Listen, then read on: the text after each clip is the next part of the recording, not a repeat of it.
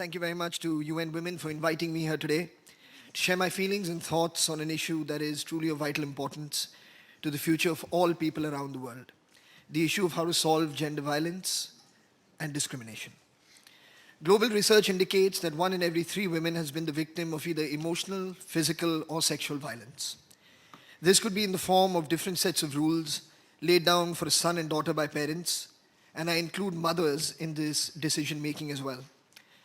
Cases of discrimination, sexual harassment, and rape have been registered over time against family members, boys in the locality, teachers, fellow students, co-workers, employers, public transport workers, local authorities of the state, and unfortunately personnel from state law enforcement agencies themselves.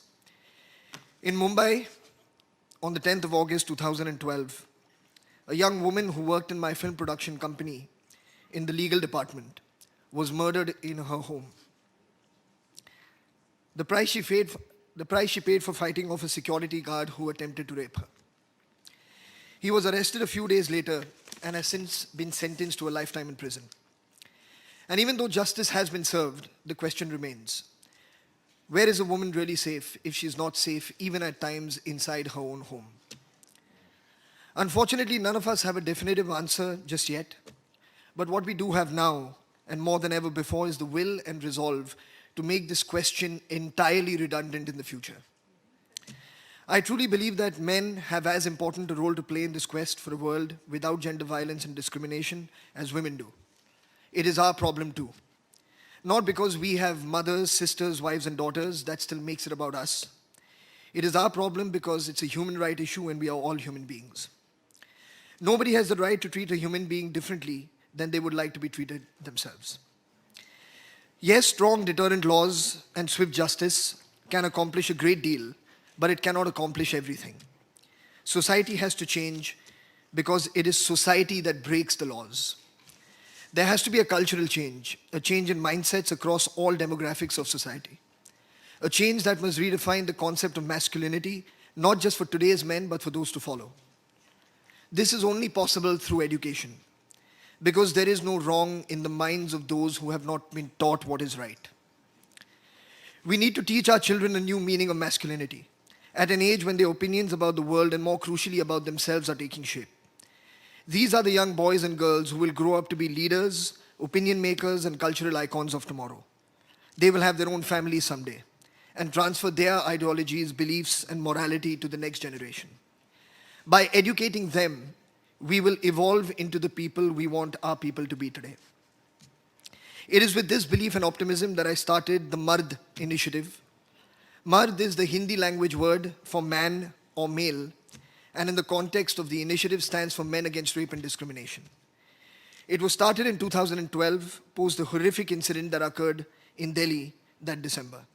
But it wasn't in reaction to that one crime only. There have been far too many when you consider that even one single crime is one crime too many. Amid the shock and horror and grieving, what was heartening to see was thousands and thousands of young men and women occupy the streets of our capital, New Delhi, for over a week, demanding amendments in law, especially in the definition of rape and the severity of its sentencing. And they have been amended in response to all those voices who called out together. This is testimony to the fact that when determined people unite in a common cause, they will eventually succeed. Apart from visiting educational institutions and personally engaging with over 500,000 students as a speaker for Mard, our call to action also reaches 5.5 million people through social media. And this number is growing every day. We have an on-ground partner in Magic Bus. They have 8,000 young volunteers, girls and boys, working with 300,000 children from the poorest families across India, helping to equip them with skills and knowledge so as to grow up empowered and take control of their future. Gender sensitization is an intrinsic part of the Magic Bus program. Mard has also teamed up with Google India, for their Helping Women Get Online campaign that aims to empower women by using the internet. In India, only 30% of internet users were women when this campaign kicked off. And our common goal to get 50 million women online in 5 years is slowly but surely taking shape. As part of this association, Mard released a song called Chhule Asman, which translates to Reach for the Sky, a song about female emancipation from the roles that women have been relegated to perform over the years.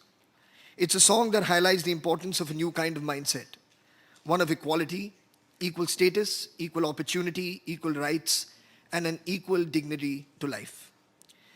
Finally, I would like to conclude by stressing on the importance of hope, even on the worst of days. Because as unsurmountable as the mountain of prejudice and inequality may seem, it is actually a giant pile of dust that we for centuries have swept under the carpet. Our united will and the gust of a new mindset is all that it'll take to blow it away. Thank you very, very much.